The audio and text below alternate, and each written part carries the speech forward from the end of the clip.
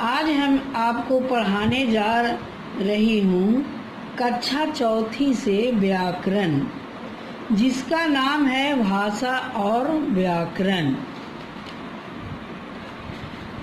Hello बच्चों, ऊपर का बना हुआ चित्र देखो। इन सब ने जो कहा है उसे पढ़ो। सुमन अखबार लाना, माँ यह लीजिए अखबार, म्याऊं म्याऊं काऊ काऊ। माँ, सुमन, बिल्ली और कौवा सब कुछ न कुछ बोलकर अपनी बात कह रहे हैं।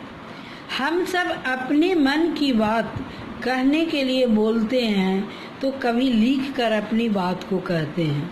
इसे ही हम भाषा कहते हैं।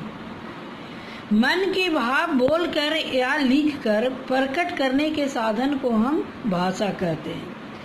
भाषा के भी दो भेद हैं।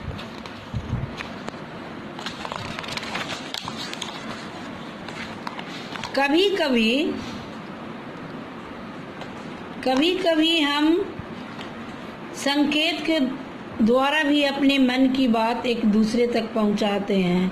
कभी हाथ के इशारे से किसी को बुलाना सांकेतिक भाषा कहलाते हैं। इसे हम सांकेतिक भाषा कहते हैं।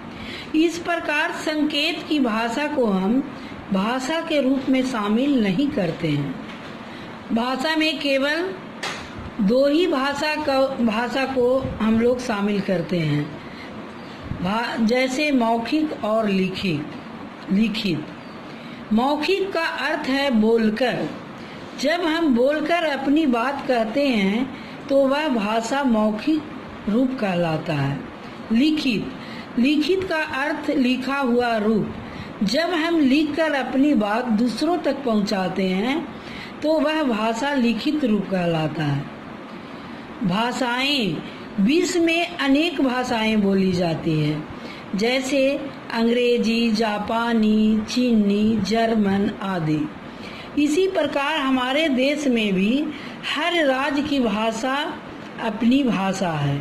जैसे राज्य और भाषा, पंजाब में पंजाबी भाषा बोली जाती है, गुजरात में गुजराती, महाराष्ट्र मराठी, बंगाल बंगाली, बंगला, तमिलनाडु में तमिल, आंध्र प्रदेश तेलुगु, केरल मलयालम, कर्नाटक कन्नड़, कश्मीर कश्मीरी, उड़ीसा उड़िया।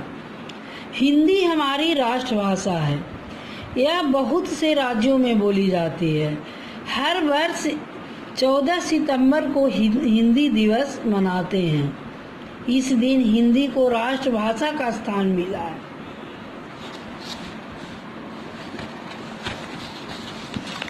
लिपि, हर भाषा को बोलने व लिखने के ढंग अलग अलग होता है।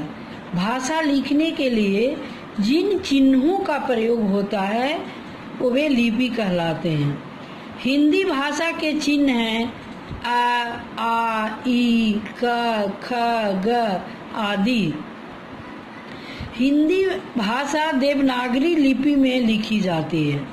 इसी प्रकार अंग्रेजी भाषा रोमन लिपि में, उर्दू भाषा फारसी में लिखी जाती है, पंजाबी भाषा गुरुमुखी में लिखी जाती है। व्याकरण, भाषा चाहे मौखिक हो या लिखित, उसे बोलते या लिखते समय हम बनते हैं तथा शब्द बनते हैं। वर्ण से शब्द का रूप, अर्थ व प्रयोग ठीक है नहीं, इन बातों को विचार किया जाता है व्याकरण में। उदाहरण देखो, राधा खा रहा है, रामू आम ने खाया। ये भाषा सही लग रहा है। इन वाक्यों को पढ़ने के बाद पढ़ने से अटपटा सा लगता है तथा इनका अर्थ समझ में भी नहीं आता। इन्हीं वाक्यों को अब हम इस प्रकार लिखते हैं, राधा खा रही है, रामू ने आम खाया। इन वाक्यों को पढ़ते ही हमें इनका अर्थ समझ में आ गया। इसलिए हुआ क्योंकि इन वाक्यों में व्याकरण के नियमों का पालन किया गया है। भाषा से व्याकरण किसे कहते हैं? व्याकरण से भाषा के नियमों का पता चलता है। जो भाषा हम प्रयोग कर रहे हैं वह सही है गलत, इसका ज्ञान देने वाले शास्त्र व्याकरण कहलाता है।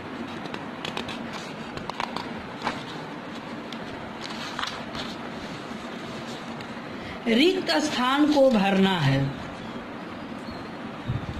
मन के भाव प्रकट करने के साधन को हम भाषा कहते हैं।